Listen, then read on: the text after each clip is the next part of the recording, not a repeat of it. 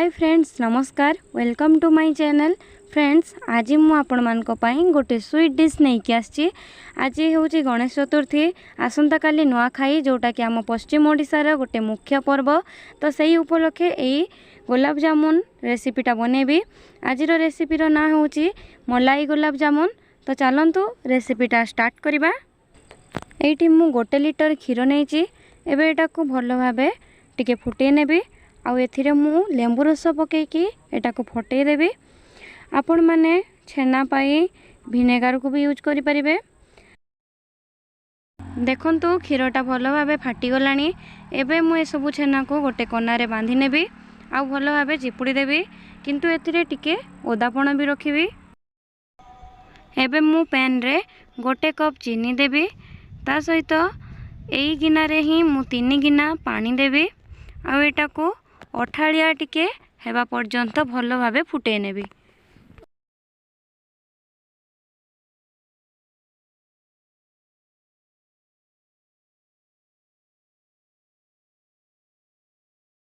एबे मु एथिरे गुजराती गुंड पके देबी। आउ एटा को बंद करिकी बाहर कर नेबी।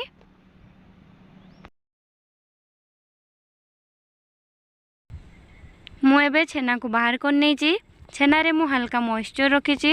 जदि एथिरे मॉइस्चर न रहिबो ताहले एटा हार्ड हे जिवो।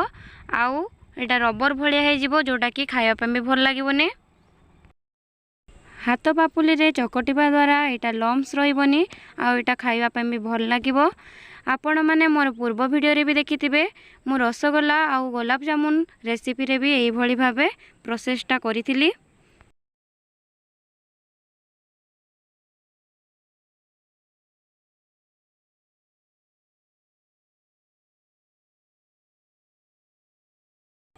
किछि समय चकटिला परे देखंतु छेनाटा केते प्लेन हेची।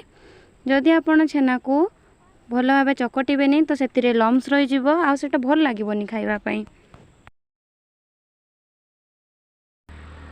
एई गिनारे ही मु 2 गिना मैदा देबी। हाफ चामच खाइबा सोडा देबी। ता सहित एई खाइबा चामच रे ही मु 3-4 चामच तेल को देबी। आ भलो भाबे सब को गोळै नेबी।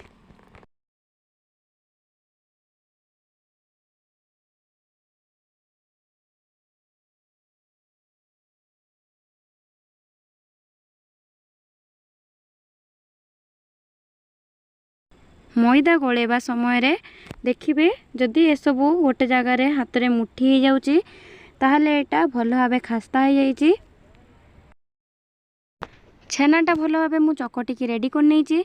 एबे एथिरे मॉइन करके रखिथिबा मैदा को मु अल्प अल्प मात्रा रे एथिरे ऐड करिबी। आ हल्का हाथ रे ए सब को चकटी नेबी। एटा को आपण माने टाइट करिकिना चकटिबेनी, नहले एटा भलो फुलिबोनी। आ एटा हल्का टाणुआ हे जिवो।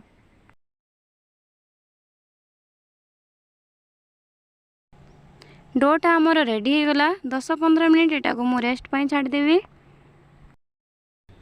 10-15 मिनिट परे देखंतु आमर डोटा किते बढ़िया देखा जाउची। एटा हल्का फुली भी जाईची। एबे एटा को मु हल्का हाथ रे टिके चकटी देबी। आ लंबालिया आकार देकिना एटा को रेडी कर नेबी।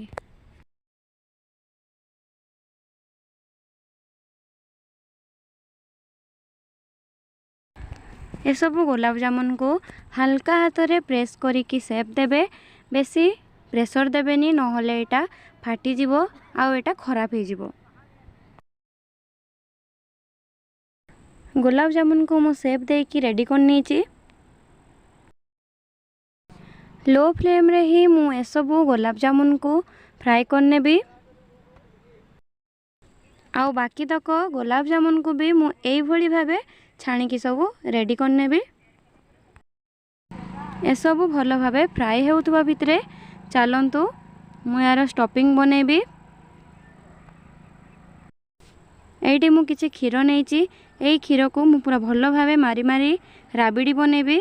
तापरे एटा को मु स्टफिंग भाबे यूज करिबी।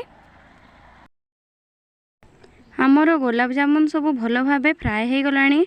एबे ए सब को मु बाहर करि नेबी।